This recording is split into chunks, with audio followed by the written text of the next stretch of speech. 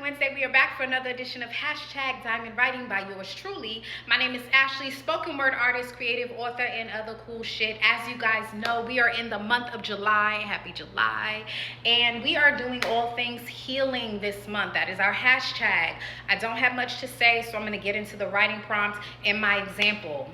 So, writing prompt is, healing is not linear. That is something we hear often. The same could be said about the strategies. Sometimes they work really well and aid in our healing, and other times they can be ineffective. What are some things that you turn to keep your healing from regressing or backsliding too much? I was a little lengthy in my poem, so we're going to get into it. Here we go. For every thought pattern that rises up like a storm, I'm told to confront it with a fact.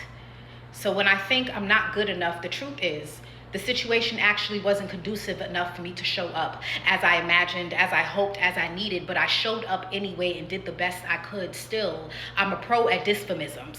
I know how to weaponize words against me before I ever recognized myself as a social butterfly, alive in the bloom of connection, drawn to light, able to pollinate the energy of a room. I was called a slut, attention-seeking, too much, too loud, too fast with my smile, too open with my love, so I learned to recoil, to fold my wings in shame, to treat softness like sin. Now I don't say much in a circle. I smile and nod just enough to pass, just enough not to be noticed, because spotlights feel like judgment, like accusation, like someone's always about to ask, who do you think you are?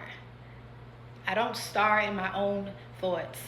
I give the lead role to everyone else. I main character their needs, choreograph their comfort, produce their peace, rewrite my lines mid-scene to make them feel safe. I don't think myself worthy of plot development, so I erase myself completely.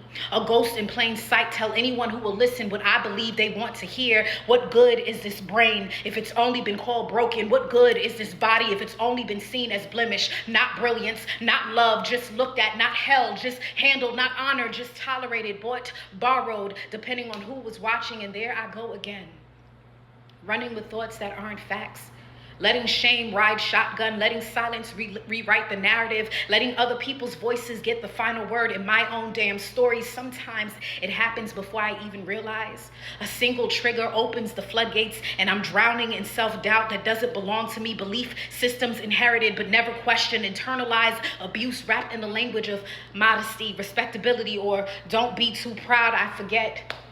Truth doesn't shout. Worthiness isn't earned by shrinking. There's power in being exactly who I am before the world told me to edit or erase. So here are the facts. I am more than survival. I am a body with a name, a brain that blooms despite it all. I am allowed to take up space without apology. I am allowed to be loud without translation. I am allowed to exist without erasure, even when the thoughts say otherwise. Even when the thoughts say otherwise.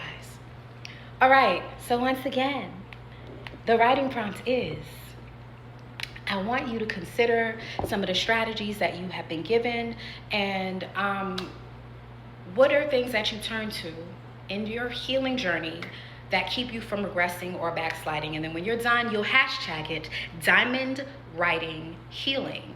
Happy writing. I'll see you here next Wednesday. Bye.